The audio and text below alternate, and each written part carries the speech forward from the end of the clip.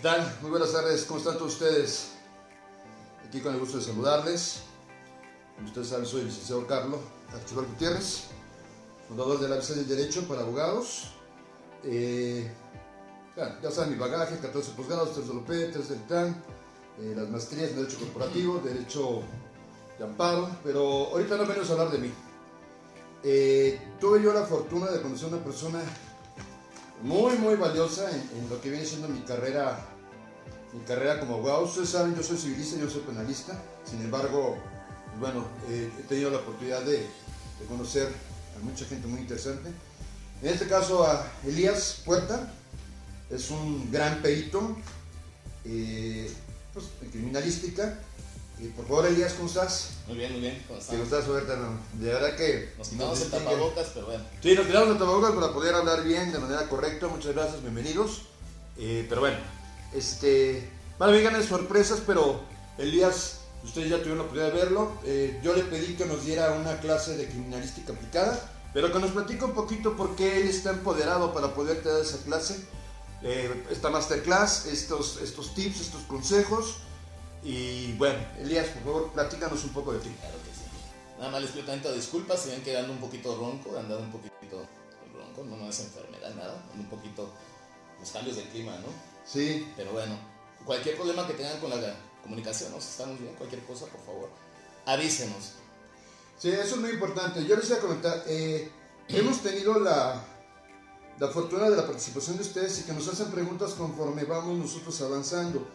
No quisiera que lo tomaran a mala educación.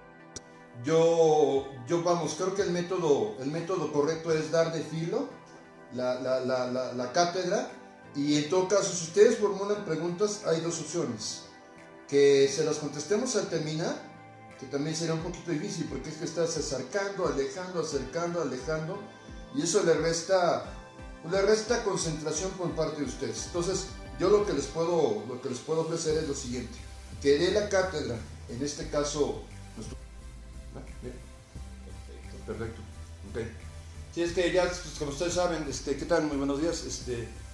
La conectividad, y más como ahorita, como estamos contando con la situación de la pandemia, pues muchísima gente está conectada al Facebook, al YouTube, al TikTok, al Instagram, al Twitter. Pero bueno, por favor, cuéntanos de ti un poco, qué has hecho, por qué tienes la autoridad para ahorita hablarnos de criminalística y medios preventivos. Claro que sí. Bueno, pues ya me han conocido, yo creo que los del ABC de Derecho, si vieron la pasada, la pueden ver, los invito a que vean la cátedra pasada.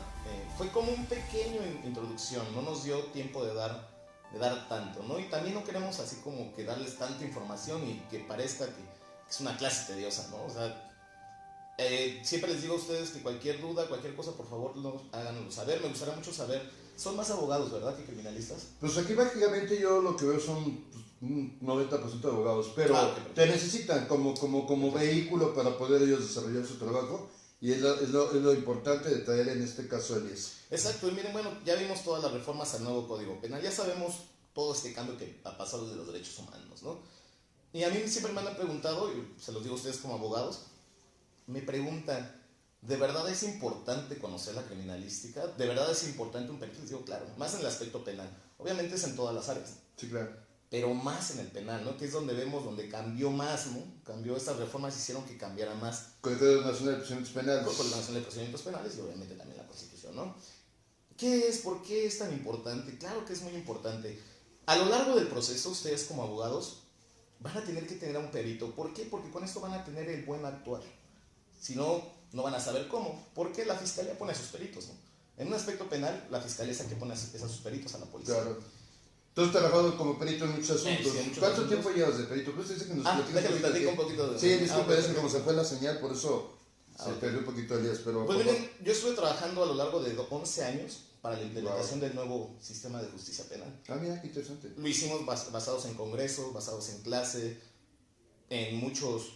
Fueron cantidades infinitas de eventos. Incluso clases también, exposiciones ante la Suprema Corte, Cámara de Diputados, toda esta parte, ¿no? Nosotros estuvimos buscando que se hiciera este cambio, ¿no? Y se dio, y cuando se dio este cambio, pues bueno, yo les digo, soy licenciado en Derecho, igual que muchos de ustedes, soy licenciado en Derecho, Pero ¿qué pasó cuando vino este cambio? No sabíamos nosotros ni por dónde, no sabíamos ni qué hacer, qué es el nuevo sistema, qué pasa, qué es un perito, ¿no? El perito ya no tiene la razón como antes, ¿no? Que era la prueba y... Ya ha cambiado, ¿no? Sí, ya se ha transformado. Ya ha cambiado. Y el juez ya no es perito de peritos, estamos. Exacto. Ya no es el perito de peritos. Entonces ahora cada quien tiene que poner a su perito para formular una buena teoría del caso. Lo que les comentaba, que el miedo que tienen muchos abogados, dicen teoría del caso, así como que flojera teoría, ¿no? Pero como que entiendo de teoría del caso, la teoría del caso en sí es la metodología para presentar el análisis de los hechos. Fíjate, la metodología, para un análisis. Para el análisis de los hechos, en el caso que nosotros estamos. O sea, hay una cuestión muy científica. Claro, completamente. Me dicen abogados, pero eso no lo hacemos nosotros, lo hace el Ministerio Público, bueno, la Fiscalía. La Fiscalía es la que hace, sí, en esencia la Fiscalía es quien hace la teoría del caso, porque ellos son los que...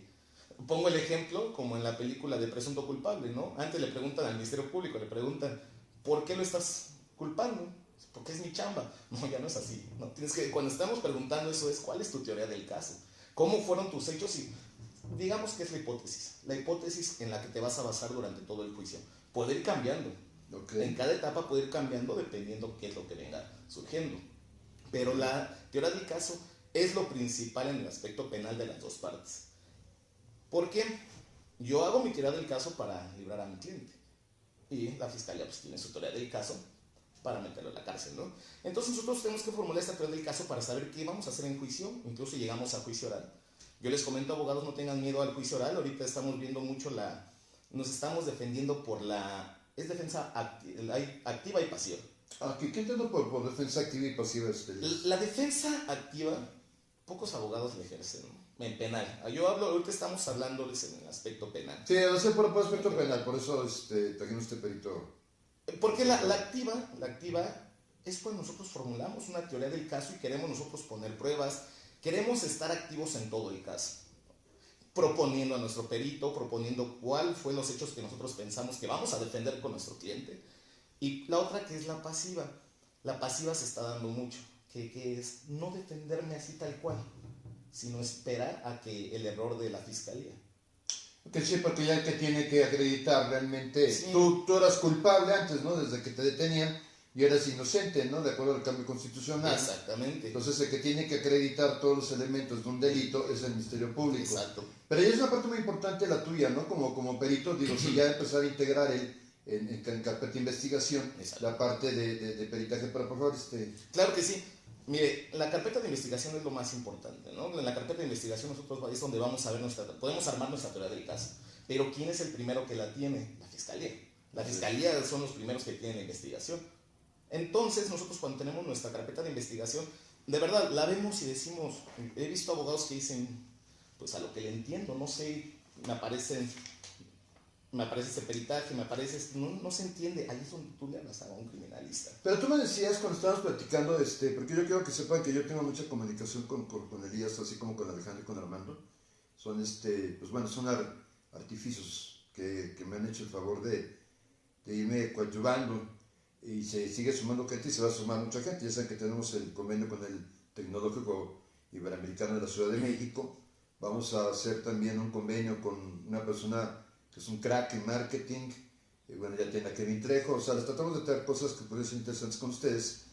Pero aquí la idea de por qué veníamos platicando yo y Elías era cómo desde el momento que está sucediendo un siniestro o una probable responsabilidad, normalmente pues lo primero es hablar al abogado, eso está correcto, pero yo pienso que en ese momento el abogado lo que tendría que hacer, y ahorita nos va a decir en qué especialidad Elías, sería hacer una llamada, ya es que con el celular tú puedes triangular a muchas llamadas simultáneas, para que también escuche el perito y él te empiece a dar consejos, para que al momento que ya se está integrando la carpeta de investigación, desde el momento cero, se pudieran pues yo, vamos, no quise hablar de alterar pruebas, pero bueno, al final de los tiempos, pues qué es lo que hacemos, tratar de ayudar al cliente. Entonces, la manipulación, un poquito la manipulación. Esa es la verdad, o sea, digo, para eso traje a Elías. Yo no traje a Elías para quitarle la teoría del caso y te vayas tú y la puedes haber leído a la hora de la comida en tu casa y digas otra, menos de lo mismo. Exacto. O sea, tú sabes que a la vez del derecho lo que te está buscando es cómo vas a bajar toda esa teoría, todo ese código aplicado. De nada te sirve que no lo apliques o que nadie te diga cómo aplicarlo. A ver, Pedro, entonces tenemos el momento cero. Primero, ¿cuál es tu especialidad realmente? O sea, no eres grafólogo. No, de todas las áreas. Pero en este caso estamos hablando de criminalística. Criminalística, crimen. O sea, ahí hay... ¿Cuáles son los delitos que podríamos hablar que son parte del crimen? Yo siempre he dicho aquí que sean los de alto impacto. De alto impacto, exacto. Por favor, platícame. Hablamos de violaciones, hablamos de asesinatos, o sea, todo lo que sea alto impacto, lo que se ve al día a día. Ok. ¿Cuándo empieza de verdad nuestro trabajo? Muchos piensan que es desde que nos dan la carpeta de investigación. No, eso es un error completo. O sea, desde el momento cero. Empieza desde la noticia criminal. Desde la noticia criminal, o sea, fíjate lo que estabas platicando. O sea, desde la noticia criminal, ¿qué es lo que hace la persona que tiene el abogado? Marcarle al abogado. Y al abogado le vale cacahuate y en vez de marcarle al especialista para que le aconseje qué es lo que tiene que decir, cómo tienen que manejar las pruebas. En este caso, la persona que puede ser inculpada desde el momento cero, por favor. Exacto. Y miren, ¿por qué desde el momento cero y el criminalista? Por lo regular siempre vemos manchas hemáticas, ¿no? Que hablamos de la sangre, ¿no? Manchas hemáticas cuando hay un asesinato, en cualquier momento. Inclusive si hablamos de una violación, ¿cuáles son estos datos de prueba, esto que vamos a usar en juicio, ¿no? Pues en este caso la sangre, fluidos, puede ser cualquier cosa que encontremos en el lugar del hallazgo, el lugar de los hechos. ¿Okay? No confundan, ya les dije, el lugar del hallazgo y el lugar de los hechos no es lo mismo. Cometemos errores garrafales. ¿Por qué? Entonces, para saber si nosotros como peritos la fiscalía tiene sus pruebas, pero hay pruebas que se pueden extinguir o pueden modificar con el tiempo. ¿Okay? Repitas entonces a la comunidad la diferencia del lugar del hallazgo, lugar del hecho para... Lugar de hallazgo y lugar del hecho, ojo, no lo confundan. Hay unos que dicen que hay hasta el lugar de medio, ¿no? Bueno, el lugar del hallazgo y de los hechos se diferencia. En los hechos es donde sucedió el caso, ¿no? El caso que estamos investigando.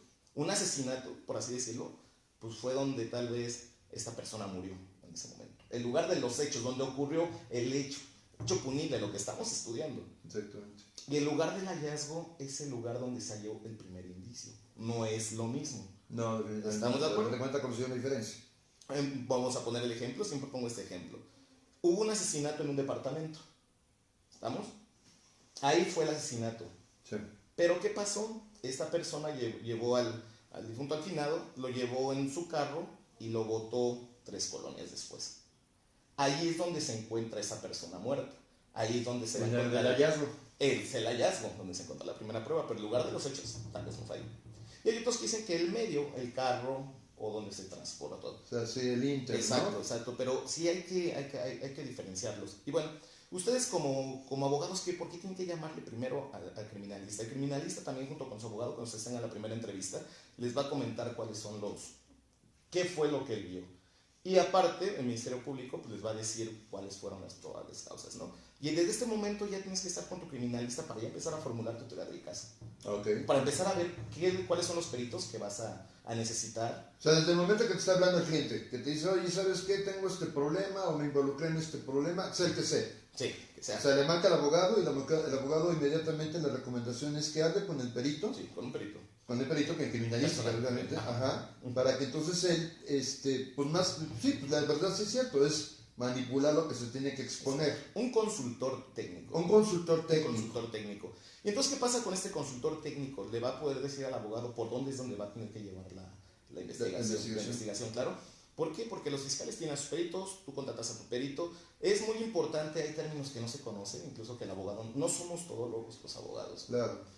Es muy bueno que ustedes como abogados tengan que certificar. Pasa algo muy chistoso que yo vi cuando nos estábamos capacitando. Uh-huh.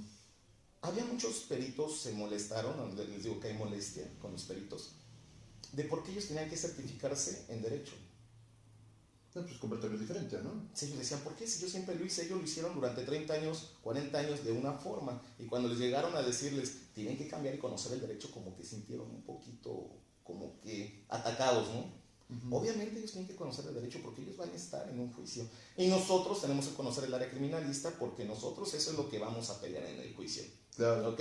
No nos vamos a ir con tanto teoría, ahora sí vámonos al hecho, ¿no? Entonces, ¿qué pasa cuando ya llega la noticia criminal? Hablamos a nuestro criminalista nos va a decir por dónde va a ser cómo se va a tratar el caso, tutelar el caso. Y ojo, porque es muy importante. Cuando nosotros recibimos recibimos la carpeta de investigación. Sí. Ahí nosotros vamos a ver cómo se hizo todo el proceso, cómo la regó el policía, cómo la regó su perito. Eso es para lo que estamos aquí y eso es lo que quiero que les quede, que se lo lleven, ¿no? Que les quede muy, muy, muy bien. Hemos visto, vemos en la pasiva, por ejemplo, muy famoso el caso Rubí, siempre lo menciono. Famoso caso Y eso venía yo platicando con mi compadre Alejandro. El famoso caso Rubí, ¿no? ¿Qué pasó? Se lo fregaron así completamente al perito, o sea, lo echaron para abajo desde el perito, el policía, no hicieron el perfecto embalaje, no hicieron el perfecto revisión del lugar, no hicieron bien los policías, los primeros respondientes, no actuaron bien los primeros respondientes. Entonces es muy bueno que nosotros desde ese momento que recibimos la noticia criminal y sabemos que más o menos ese caso va a ser para nosotros, tenemos que checar cómo fue, cómo se hizo todo, ¿no? Claro. Todo, cómo llegó desde el primer respondiente. El primer respondiente sabemos que es el primer policía que arriba al lugar. El lugar.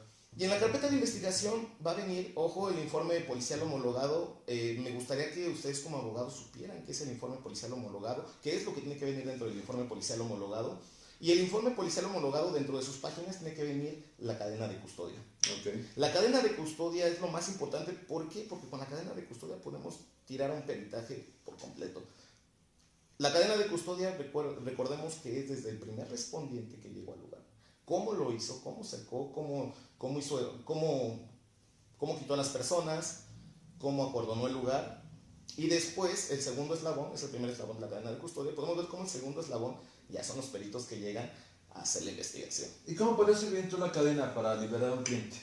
En muchas formas. En la cadena de custodia, ojo, si alguien llega a romper la cadena de custodia, podemos echar para abajo esa evidencia. Aunque sea muy rígida esa prueba, la podemos echar para abajo. ¿Por qué no se puede manipular más? No se puede manipular.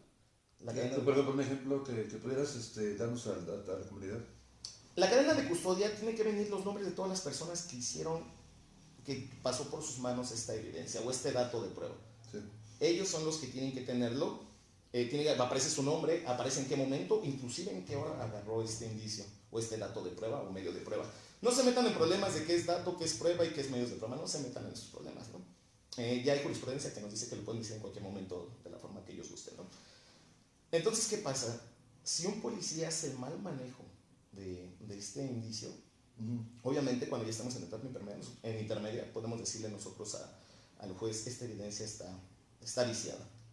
Tal vez por lo regular mandan la prueba a juicio oral, sí se acepta, okay, pero ya no es un objeto autónomo o una prueba autónoma. ¿Qué quiere decir una prueba autónoma? Ya no es autónoma, ya no es como tal tan fidedigna, sino vamos a necesitar de otro criminalista que dé su punto de vista de por qué tal vez estuvo bien, por qué estuvo mal. Pero bueno, desde el momento la cadena de custodia es lo más importante, el informe policial homologado, porque ahí él dice cómo fue que actuó durante este lugar de los hallazgos o lugar de los hechos.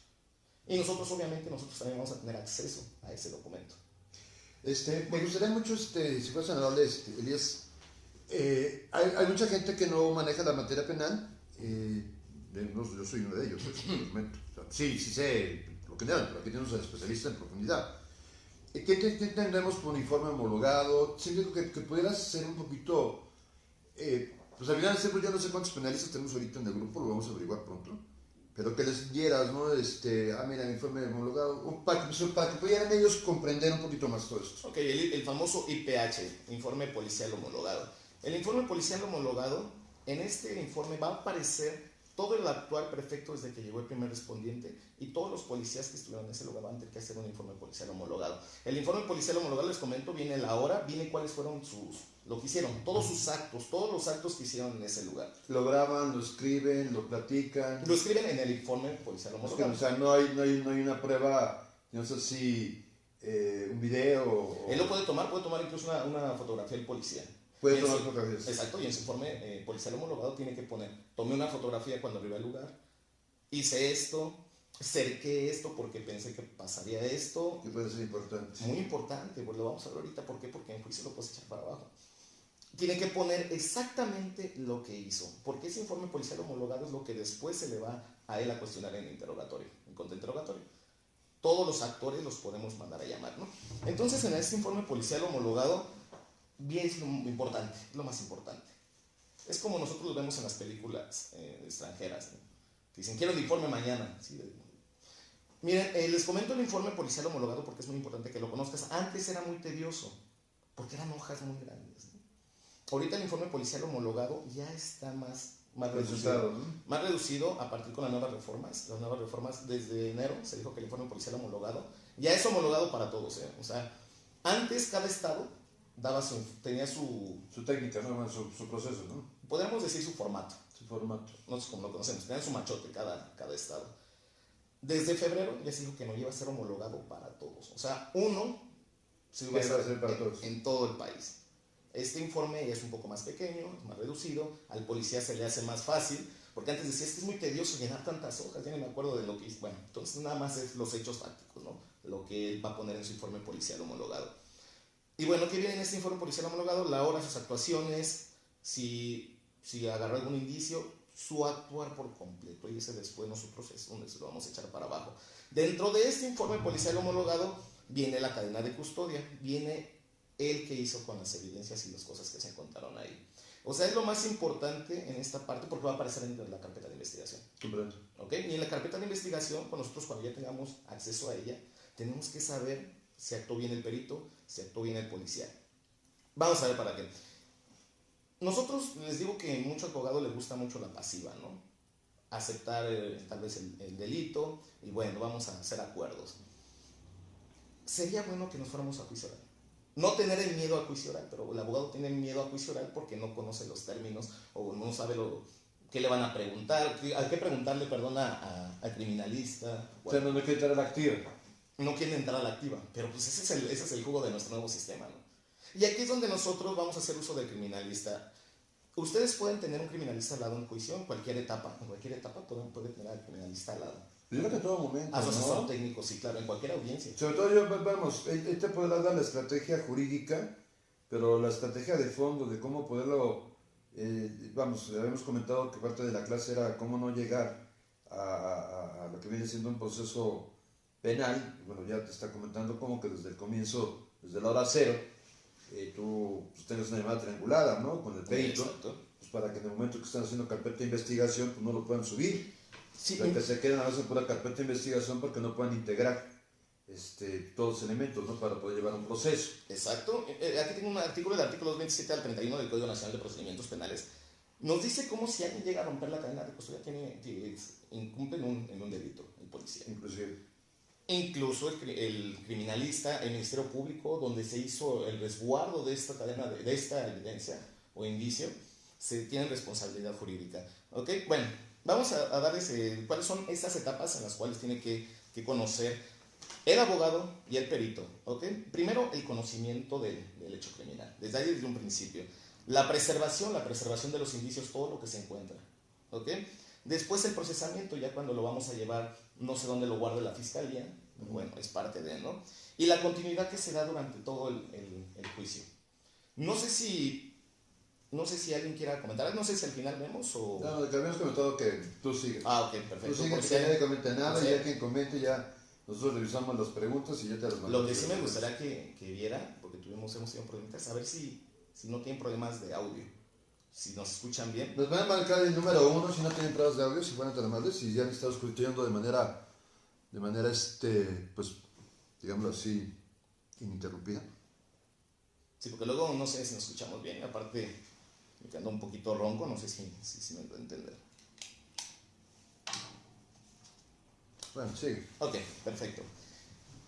Bueno, vamos a ver entonces, ¿qué tiene que hacer un policía o el perito cuando hace el embalaje? Aquí es muy ojo. ¿Qué entendemos por embalaje? El embalaje es cuando nosotros cualquier indicio lo estamos metiendo dentro de un depósito para poderlo transportar. Ok, o sea, digamos así, la perpetuidad, ¿no? O sea, el cuidado, ¿no? de esa prueba. Ojo, no es lo mismo que levantamiento. Okay. No es lo mismo fijación, levantamiento y embalaje, no es lo mismo. La fijación es muy importante. La fijación hay dos tipos de fijaciones. La que es escrita y la que es fotográfica. Ok, perfecto. ¿Okay? La escrita, pues obviamente describimos cómo es el lugar, ¿no? Cómo es el lugar del hallazgo de los hechos, cómo es el lugar, escrito. Pero ¿qué es lo más? Una descripción. Exacto, una descripción detallada, ¿no? Hay varios métodos para hacer esa descripción. ¿Quién es la descripción? La puede hacer incluso el perito. Ajá. O el policía, el primer respondiente. Ok, pero para que tuviera contundencia esta descripción, Digo, yo te comento que yo la materia apenas no la manejo, pero la civil sí. En mi caso la hace un actuario, la hace un notario, la hace un proveedor público, un secretario de acuerdos, ¿no? Que tienen fe pública de acuerdo a la Constitución. En este caso ellos, pues más bien es un testimonio, no una fe, ¿verdad? No, no es una fe, no es una fe, es un testimonio nada más. Es un testimonio nada más, perfecto. La fijación más importante es la fotográfica. Ok. Que dicen que una imagen vale más que 1000 palabras, ¿no? Eso es excelente, sí es cierto. Hay abogados que me dicen, y bueno, ¿y el video? Pues el video pareciera que es lo mejor, ¿no? Ok, esto lo estamos haciendo, estamos hablando de la fijación del lugar de los hechos. Esto tiene que ser, podríamos decirlo, en un método deductivo. Por eso necesitamos a nuestro criminalista para que nos diga, estúdialo de modo deductivo o inductivo. Ya, comprendo. ¿Okay? Deductivo, pues lo sabemos que planeamos de un plano general a un pequeño, ¿no? Y el inductivo empezamos con un pequeño indicio y eso lo hacemos de forma, lo estudiamos hasta llegar a la forma general, ¿no? Pero bueno, el criminalista es el que te va a decir cómo estudiarlo, ¿ok? Fíjate que a mí me llama mucho la atención lo que comentas, porque pues uno de los principios generales del derecho penal es que no existe la presunción tal cual humana, ¿no? O sea, tienen que ser hechos, no muy categóricos. Fácticos. Entonces, pues hablar de deducción, pues es una presunción. Exacto. De hecho, eso es lo que hace el Ministerio Público, las fiscalías, eso es lo que hace. Ellos usan el método inductivo. Que de hechos conocidos despejan un desconocido. Exacto. Parten de lo particular a lo general, ¿no? Así es. Y por eso es que ahí ellos dicen, bueno, si yo encuentro una bala, yo siento que esto, estamos deduciendo. Tú estás deduciendo, ¿no? Entonces la fiscalía está deduciendo y hace su teoría del caso deduciendo. Pero nosotros como abogados tenemos que verlo nosotros de un aspecto más general. Okay. Empezar de lo amplio a lo pequeño, y es a donde vamos esta parte de la fijación. La fijación se hace por fotografía, obviamente lo hace un perito, fotógrafo. Y bueno, en cuanto al video, es lo que les estaba comentando, que muchos abogados me preguntan, bueno, ¿y si hay un video del lugar lo podemos usar? Pasó algo apenas un caso que tuve, en cual fue una moto tuvo un accidente. Sí. Fue un accidente de tránsito terrestre. Se presentaron las pruebas del C5, C4. ¿Qué es una C5 y una C4? El C4, las cámaras, okay, se manejan. Yo repito, o sea, es que él habla con toda la propiedad que tiene, pero por eso lo tengo que tener un poquito porque luego dice pues, que es un C5, de un C4, luego sale con código águila, no sé qué madre. Y, sí, o sea, digo, los que no son periodistas pues, no tengo ni la menor idea de qué está hablando, ¿no? Alguien, ¿no? Bueno. Pero para que nos vayan volviendo, C5, C4 son las cámaras. Nada, permítanme tantito, voy a... En su caso.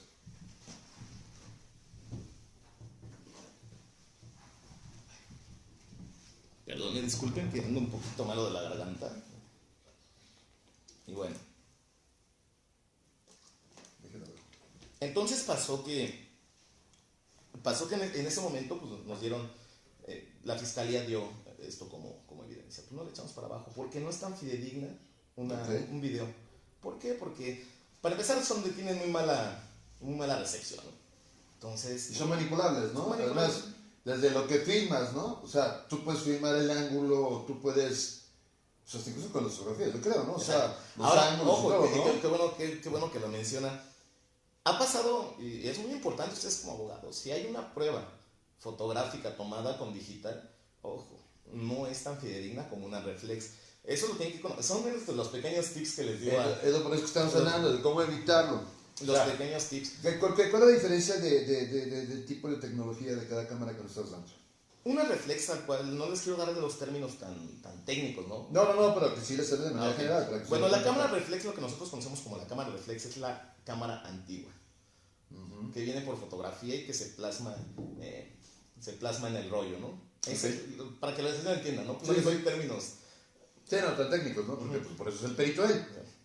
Ok, pero bueno, sí. Entonces se plasma en esta forma. Es más fidedigna que una digital, porque la digital se maneja por píxeles. Okay. ¿Y qué pasa? Es manipulable. El píxel incluso puede quedar mal, un píxel es cuadradito, redondito, o sea. Pero ¿qué pasa con una cámara? Se supone que una cámara llega hasta lo más recóndito donde hay luz. Okay. Podemos incluso hacer un estudio completo, podemos agrandar esta imagen, podemos ver lo que hay alrededor, ¿no? Perfecto.